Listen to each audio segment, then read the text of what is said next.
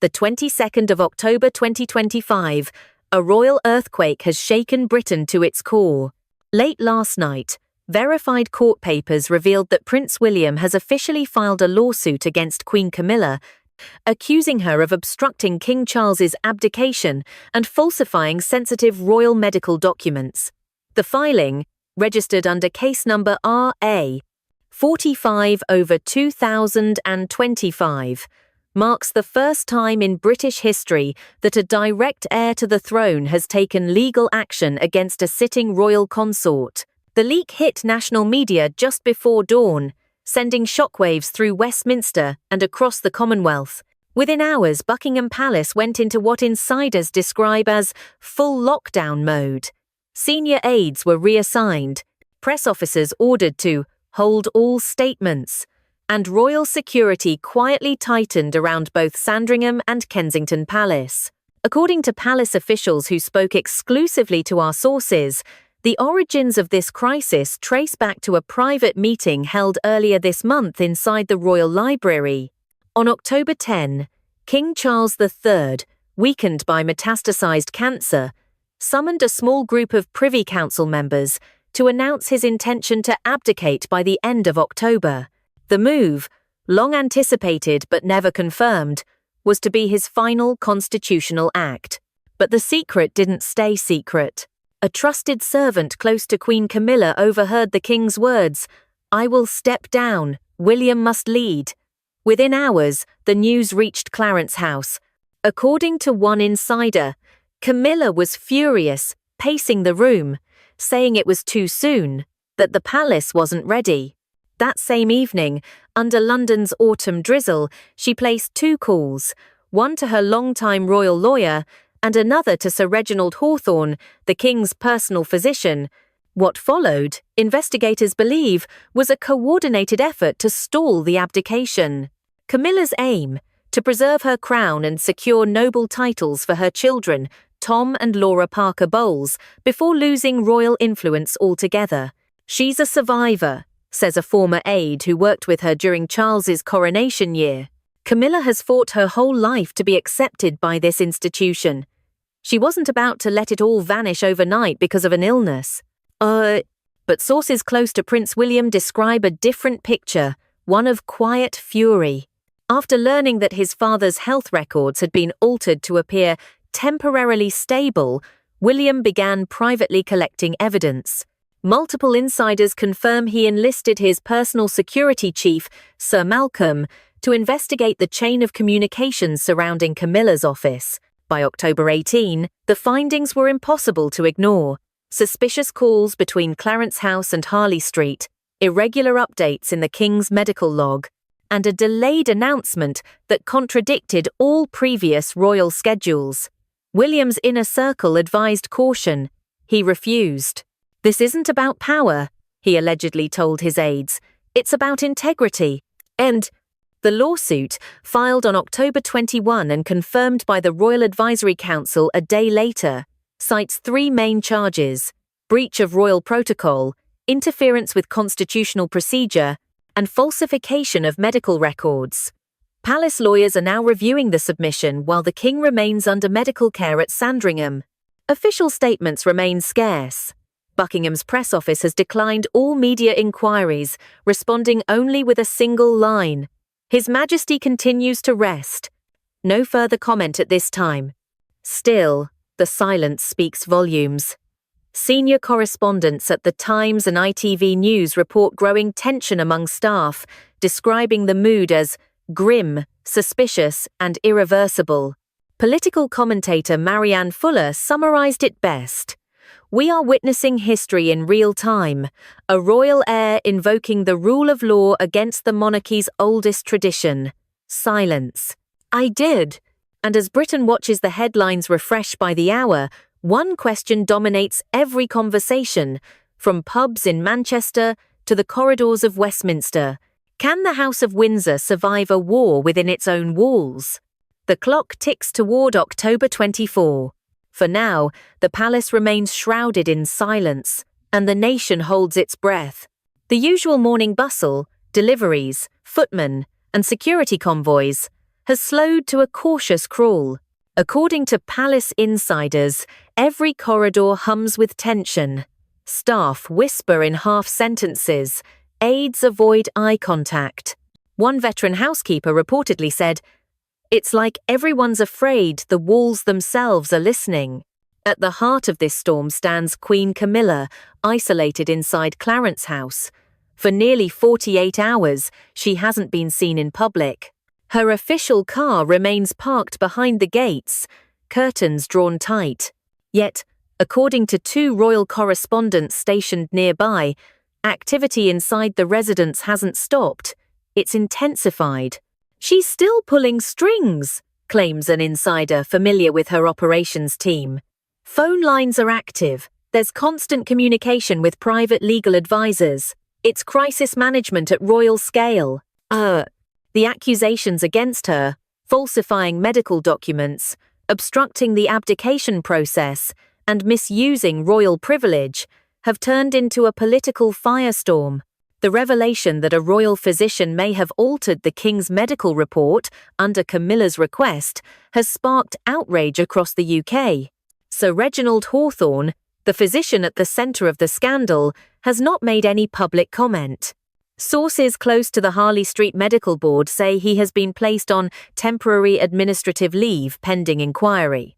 The palace's own internal investigation has been quietly activated, though officials insist it is standard protocol. But behind these polished statements, the human drama is undeniable. Reports suggest that on the night of October 10, Camilla reacted with visible panic when told of Charles's abdication plan. Her longtime valet Edward allegedly overheard her say, "If he steps down now, everything collapses. Everything." From that moment, the Queen Consort moved with precision. Within hours, she arranged a meeting with Sir Reginald. Sources claim she offered him financial incentives and future honours in exchange for one small favour: rewriting Charles's medical update from metastasized and irreversible to temporarily stable, M. That single modification bought her time, weeks, maybe days, to manoeuvre. And according to several insiders, she used that window to launch a far more personal campaign, persuading Charles to formally ennoble her two children, Tom and Laura Parker Bowles, before relinquishing the throne. She knew the crown wouldn't survive with her as Queen Mother, says a former royal advisor. So she wanted to build her own dynasty while she still could, and the plan might have stayed buried if not for Prince William's intervention. Sources close to the heir describe a meeting that changed everything. On October 17, during an unannounced visit to Clarence House, William reportedly overheard a confrontation between his father and Camilla. In that exchange, she is said to have invoked Charles's darkest memories, stories from his youth at Gordonstown, where he endured bullying, humiliation, and isolation. She weaponized his pain, one insider told The Telegraph. That was the breaking point for William. From that evening onward, the heir began quietly compiling evidence. Using the help of his trusted security chief, Sir Malcolm, William tracked the flow of communication between Clarence House, Sir Reginald, and two tabloid journalists. Audio recordings, encrypted emails, and payment logs started to form a pattern, one pointing directly to the Queen's private office. By October 19, William had shared the findings with two senior legal consultants under royal privilege. They advised caution, fearing public fallout. William's response, according to a palace aide, was simple. There is no monarchy without truth. Less than 72 hours later, the lawsuit was filed. The timing was deliberate, before the king's abdication could be delayed again. The case, now officially acknowledged by the Royal Advisory Council, lists Camilla as Respondent A and cites breach of constitutional ethics and deliberate obstruction of sovereign transition. Reaction from the British public has been fierce and divided. On social media, the hashtags #RoyalReckoning and #JusticeForCharles have trended for 2 consecutive days.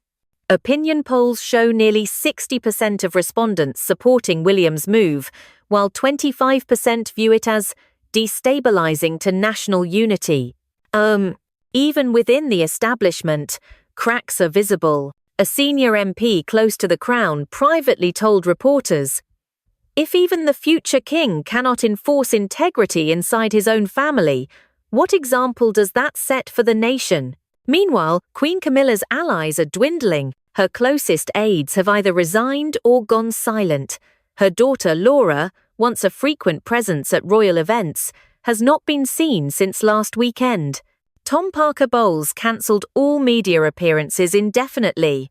Royal protection officers stationed at Clarence House are reportedly operating under revised protocols, a sign, one analyst says, of controlled isolation. In the midst of it all, King Charles remains at Sandringham, surrounded by medical staff and a skeleton team of advisors. According to a source with direct knowledge, he spends most days resting, occasionally reviewing briefings brought in sealed folders. He has not issued a statement, nor has he intervened, perhaps by choice, or perhaps by necessity. His silence is his message, says historian Evelyn Grant. He's letting the next generation decide how this monarchy will define accountability. As of this evening, October 23, no public appearance has been scheduled for any senior royal. Clarence House remains behind drawn curtains. Kensington Palace declines comment. The air over London feels heavy, suspended between. Buckingham Palace has not issued a single statement in 36 hours. The palace gates remain closed, the press line eerily quiet. Every camera lens in London is aimed at the same windows, waiting, hoping, fearing a sign of life from inside the world's most famous institution. The Royal Advisory Council is scheduled to meet later this afternoon to review Prince William's lawsuit against Queen Camilla, a document that has now dominated headlines across every major outlet. This will not be a public hearing, but its implications are enormous. It could determine not just the fate of the king's consort, but the very direction of the monarchy itself. Sources close to Kensington Palace describe Prince William as calm, focused, and unyielding. He has not left the palace since filing the case, spending most of his time in private meetings with senior advisors and legal representatives. He's not after revenge, says one aide. He's defending the institution his father built, and his mother died protecting. Inside Clarence House, the mood is said to be grim. Queen Camilla's staff have been reduced to a skeleton crew. Her press secretary and personal assistant both resigned overnight. Deliveries to the residents have stopped entirely. One reporter stationed on the Mall told ITV News, "There's no movement inside, no staff coming or going. It feels like exile has already begun, even before any verdict." According to multiple palace sources, Camilla has privately maintained her innocence, insisting that all decisions regarding the king's medical records were made in consultation with professionals. However, leaked correspondence between her office and Dr. Hawthorne paints a murkier picture, one of pressure, persuasion, and promises of royal reward. This morning, the Royal Medical Council confirmed that Dr. Hawthorne is under investigation for potential misconduct, though no charges have been filed. In an official statement, the board said it remains committed to full transparency and that any involvement of external influence will be examined with utmost seriousness. Meanwhile, public opinion has continued to polarize. The Daily Express leads with the headline, "The Heir Who Defied Silence." Across social media, the nation debates, is William the savior of the monarchy or its executioner? A viral comment on X, formerly Twitter, reads, "If telling the truth tears the palace apart, maybe it wasn't built strong enough to begin with." Analysts say the stakes have never been higher. Professor Leonard Shaw, a royal historian at Cambridge, told BBC News, "This is not a tabloid feud. It's a constitutional moment, one that may redefine what accountability means under the crown." For King Charles, the personal cost is immense. Reports from Sandringham confirm his health has declined sharply in the past week. According to one family friend, he's heartbroken. Every time he asks for the morning briefings, he hesitates before turning the page. No one knows if the king will address the public. Palace correspondents suggest a statement may be in preparation, but it is unclear whether it will be issued by the monarch himself or through the royal secretary. If it comes, it could clarify whether the abdication, once scheduled for late October, will proceed or be postponed indefinitely. Camilla's allies, what few remain, are urging restraint. She feels betrayed, says a longtime friend. She believes everything she did was to protect Charles, not undermine him. But in the palace, intent means nothing. Perception is everything. Outside the palace gates, crowds have begun to gather. Some wave the Union Jack. Others hold signs reading "Stand with William" and "Truth before tradition." Despite the tension, the mood remains somber, not celebratory. London feels subdued, suspended in anticipation. Shortly after noon, an unmarked car arrives at the side entrance of Buckingham. Security officers in dark suits usher in two senior courtiers, believed to be representatives from both William's and Camilla's legal teams. Photographers shout questions. No one answers. As the hour approaches for the Advisory Council meeting, speculation mounts over what comes next. There will be no verdict today, only deliberation. But palace insiders say the council could recommend one of three outcomes: an internal resolution within the royal household, a public statement acknowledging the lawsuit, or, the most drastic option, formal legal proceedings in the High Court. Whatever the decision, one thing is clear: the monarchy can no longer hide behind ceremony. The illusion of perfection has shattered, replaced by something raw, unfiltered, and human. And as evening falls over Westminster, the same question that has haunted Britain for the past 3 days still hangs in the cold October air. Will King Charles step down as planned, or has the crown itself been forced to pause? No announcements, no appearances, only silence. The kind of silence that changes everything. The Royal Advisory Council's private session concluded late last night behind the gilded doors of Buckingham's East Wing, but no statement was issued.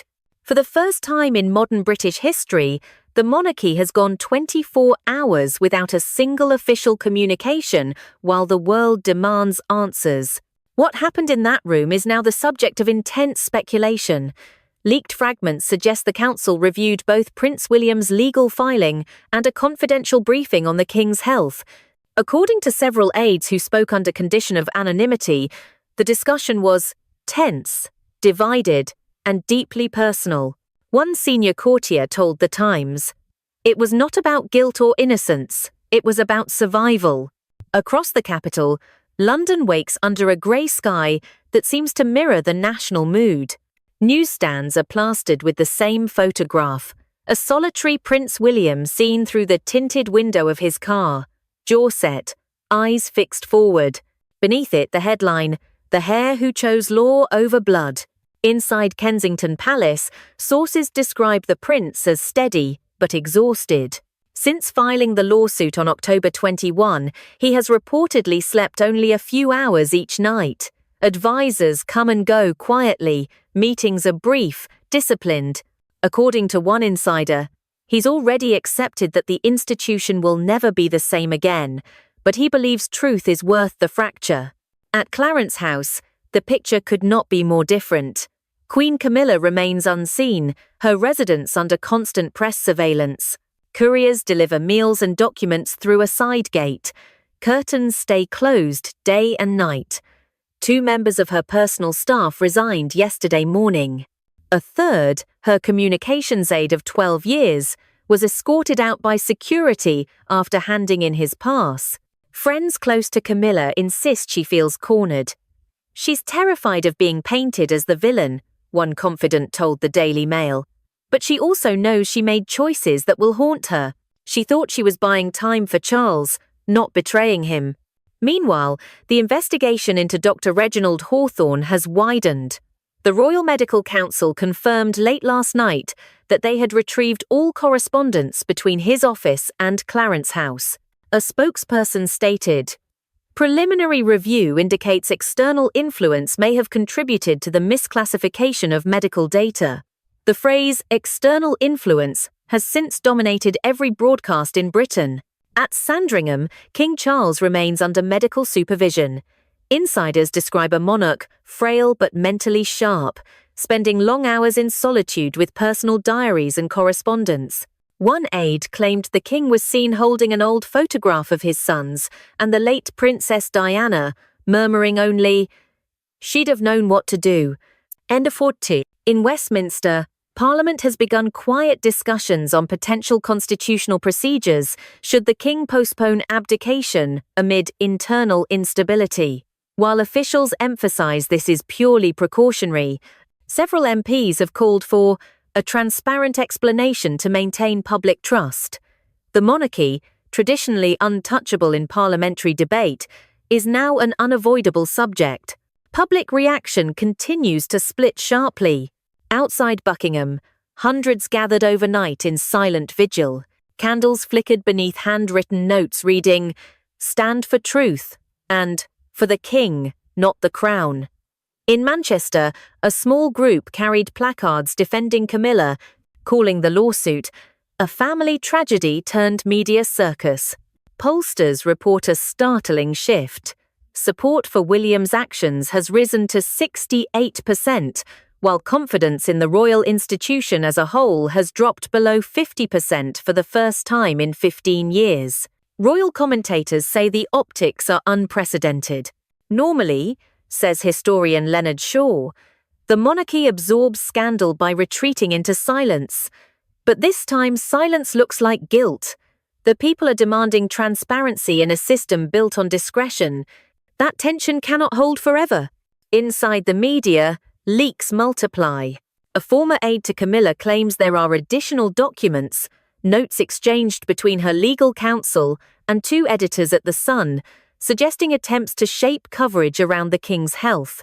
If authenticated, these could form part of William's evidence in an eventual High Court submission.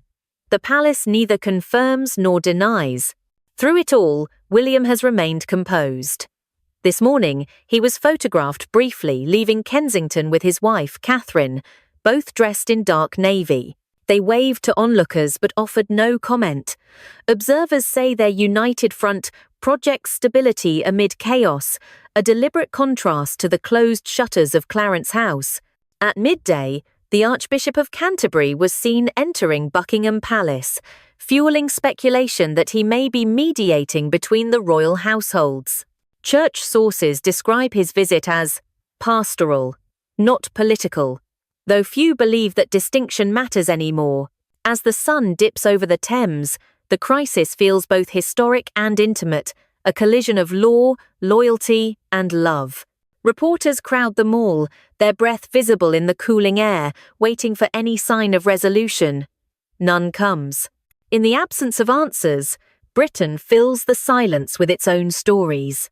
Some imagine reconciliation, Camilla stepping aside quietly, Charles delivering a farewell address from Sandringham, William crowned in a subdued but dignified ceremony early next year.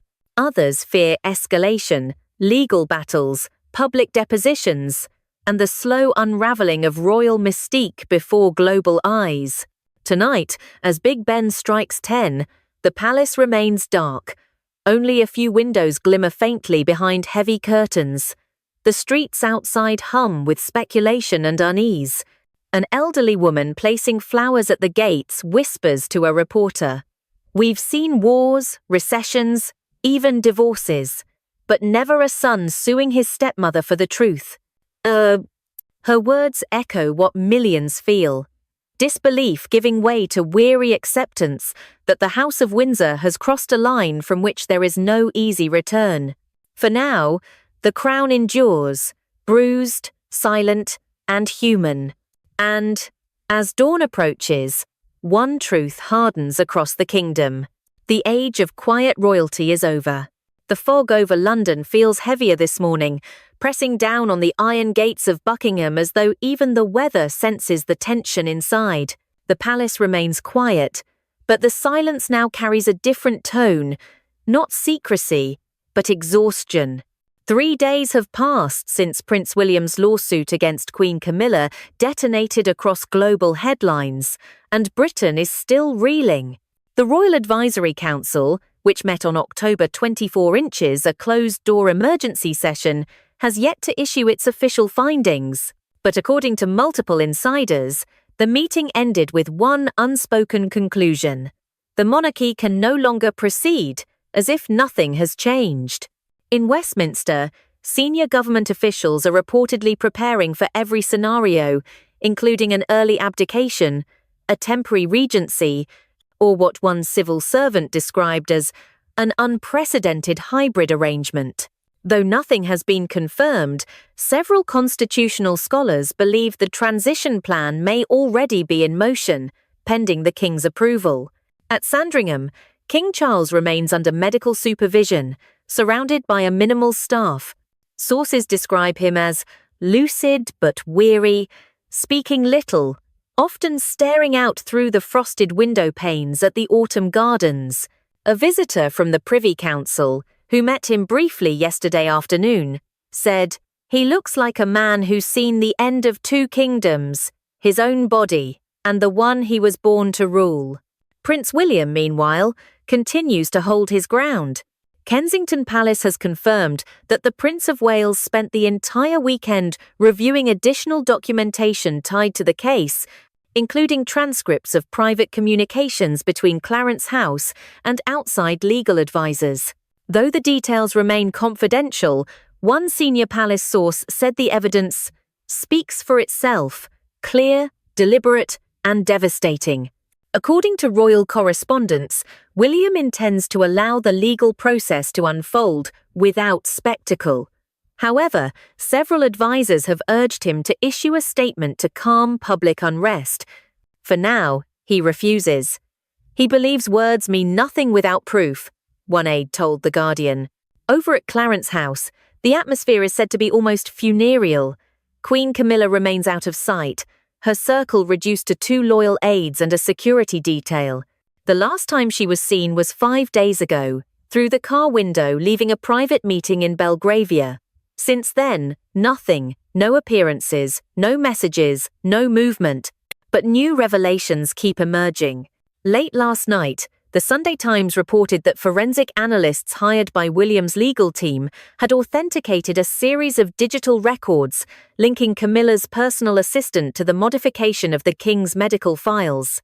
According to the report, the metadata shows changes made on October 11, just 1 day after Charles informed the Privy Council of his intent to abdicate.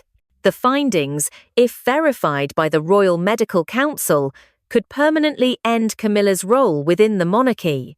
A senior Whitehall official described the situation bluntly. "It's not about whether she keeps her title. It's about whether the monarchy keeps its credibility." The British public, weary yet riveted, continues to follow every development with obsessive intensity.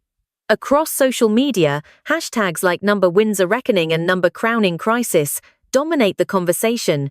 News programs run continuous live panels, dissecting every rumor. Even late-night comedians, usually cautious with royal topics, have begun to joke, nervously, about the lawsuit that ended the fairy tale. Amid the chaos, one figure has emerged as an unexpected stabilizing presence: Catherine, Princess of Wales. Though she has spoken little publicly, her calm appearances alongside William have resonated deeply with the public.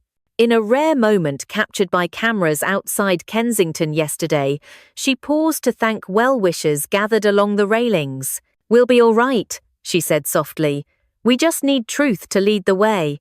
That brief exchange has been replayed endlessly on British television, a soundbite turned symbol of resilience. "The public sees her as Diana's echo," one commentator said on Sky News. "But more grounded, less tragic. She represents continuity when everything else feels uncertain." Behind palace walls, however, the divisions are deep. Courtiers aligned with Camilla reportedly fear being dismissed or reassigned. Staff loyal to William are already consolidating influence, preparing for what one insider called the inevitable transition. Though officials refuse to confirm, Multiple security sources have hinted that Clarence House's protection detail has been reassigned to routine duties, a move often preceding official retirement from royal service. In Parliament, Prime Minister Eleanor Matthews held an unplanned briefing early this morning, urging restraint and respect for constitutional boundaries. "The Crown remains a pillar of national unity," she said. "Regardless of personal conflicts, due process must prevail." Her statement, calm but firm, is being interpreted as the government's subtle message to the palace: solve this quietly, before it destabilizes more than the monarchy. Meanwhile, foreign media outlets from Washington to Paris have described the crisis as the Windsor reckoning. French network TF1 opened its evening news with the headline, "Un roi malade, un fils rebelle, un reine assiégée, l'empire vacille." For now, Britain remains in a strange limbo. No abdication, no verdict, no visible monarchy. Just unanswered questions, and a growing sense that the institution is rewriting itself in real time. As twilight falls over Westminster, reporters stand outside Buckingham once again, waiting for a light to flicker behind the curtains. But the palace remains dark, save for the faint glow from a single window on the upper floor, the King's study. No words, no gestures, no decisions. Just the outline of a frail man seated by a desk, head bowed, surrounded by papers that carry the weight of 1,000 years of history. In that stillness, Britain waits. For truth, for closure, for the sound of the next door opening inside the House of Windsor, a sound that may signal either redemption or the quiet end of an era. As Britain waits for truth to surface, one thing is clear: the age of quiet monarchy is fading into history. What once lived behind the closed velvet curtains of Buckingham is now unfolding in front of millions, raw, public, and irreversible. The story of King Charles, Queen Camilla, and Prince William isn't just about power. It's about the cost of silence and the courage it takes to confront it. For decades, the crown survived through discretion. But in this new era, transparency is the only throne that lasts. Tonight, as the palace remains dim and the nation holds its breath, one question lingers in the air. When truth finally speaks inside Buckingham, will it heal the monarchy or expose what it truly is beneath the gold and glass? Whatever comes next, history will remember this moment, not as another scandal, but as the night Britain looked its royalty in the eye. If you've stayed with us till the end, thank you. You've just witnessed one of the most extraordinary turning points in royal history, a chapter still being written in real time. What do you think?